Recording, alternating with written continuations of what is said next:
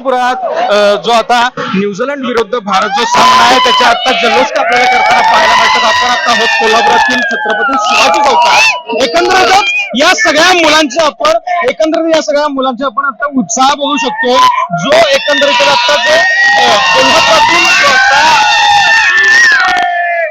काय सांगशील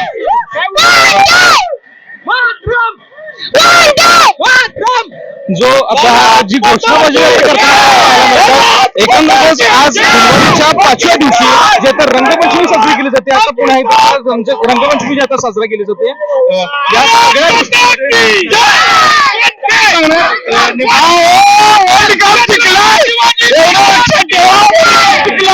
world cup जिंकला म्हणजे जग जिंकलं का? वर्ल्ड कप जिंकला म्हणजे जग जिंकलं. वर्ल्ड कप जिंकला म्हणजे जग जिंकलं. भलेही मेडलिस्ट मध्ये भलेही मेडलिस्ट मध्ये काही पण परिस्थिती असू देईल, भारतात वर्ल्ड कप जिंकला म्हणजे सगळ्या जगावर राज्य केलं. एवढं लक्षात ठेवा. वर्ल्ड कप जिंकला म्हणजे जग जिंकलं. मिडल ईस्ट काय पण असू देईल, भारत माता की आम्हाला एवढं माहित आहे माझ्यापर्यंत पण वर्चस्व असं राहू दे. एवढीच माझ्या सर्व भारतीय संघाला एवढीच माझी अपेक्षा आणि आई भवानीकडनं सर्व इच्छा पूर्ण होते. आणि या कोल्हापूर म्हणायचं किंवा महाराष्ट्राचं असं नाव उज्ज्वल होते हीच अपेक्षा आहे भवानीकडनं.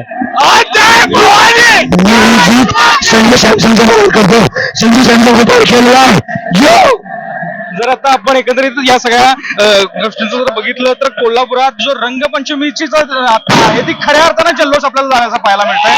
यामध्ये कोल्हापुरातून जवळपास साधारण लहान मुलांपासून त्या अगदी मोठ्या माणसांपर्यंत वृद्धांपर्यंत जे आता जल्लोषात सहभाग घेतल्याचं आपल्याला पाहायला मिळतंय. काका काय नेमकं सांगाल, कसं वाटतं तुम्हाला भारत? एकदम एक नंबर. आणि भारताच्या टीमचा कुणीही नाद करायचा नाही. हो तिथं आले पण भारताच्या समोर कुणाहीही काही चाललेलं नाही. आणि एक नंबर भारत माता की जय. काय सांगशील एक तरुण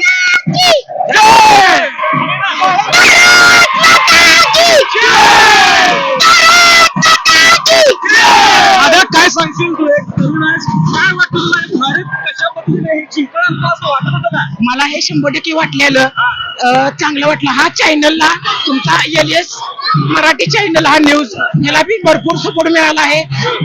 इथून जास्त जनता आली आहे. मला चांगलं वाटत आहे. चॅनल तुमच्या भरपूर चांगले लाईक फॉलो इंस्टावर म्हणजे जास्तही वाढणार. तुला नेमकं कसं वाटतंय की आता हे जे भारत जिंकलाय तुला नेमकं कसं वाटतंय? मला एक नंबर वाटतंय. मी एकच बोलणार, हर हर महादेव, हर हर महादेव. कोल्हापुरातून हा जो आता जल्लोष आहे तो आपल्याला साजरा केलेला आपल्याला पाहायला मिळतोय. या सगळ्या पार्श्वभूमीवर एकंदरीत ही जी गर्दी आपण पाहू शकतोय. अगदी लहान मुलं देखील यामध्ये सहभागी झालेले आहेत.